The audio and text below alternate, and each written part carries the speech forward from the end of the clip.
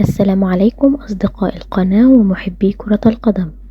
أقدم لكم في هذا المقطع موعد مباراة الأهلي وبيراميدز، وذلك في إطار مباريات الدوري المصري الممتاز ضمن منافسات الجولة المؤجلة رقم 14، في مباراة حاسمة ومصيرية لأن نتيجتها ستلعب دورا في تحديد بطل النسخة الحالية من بطولة الدوري، حيث أن فريق النادي الأهلي يدخل المباراة وهو في المركز الثاني برصيد 57 نقطة من أصل 23 مباراة، بينما نادي بيراميدز يدخل المباراة وهو في المركز الأول برصيد 68 نقطة من أصل 27 مباراة.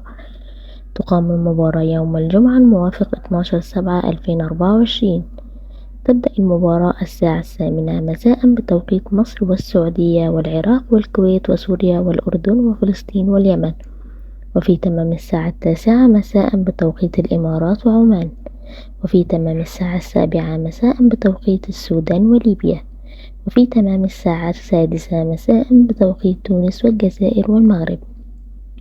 تذاع المباراة على قناة أون تايم سبورت 1.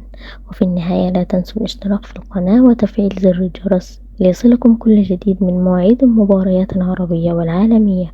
شكرا لكم والسلام عليكم ورحمة الله وبركاته.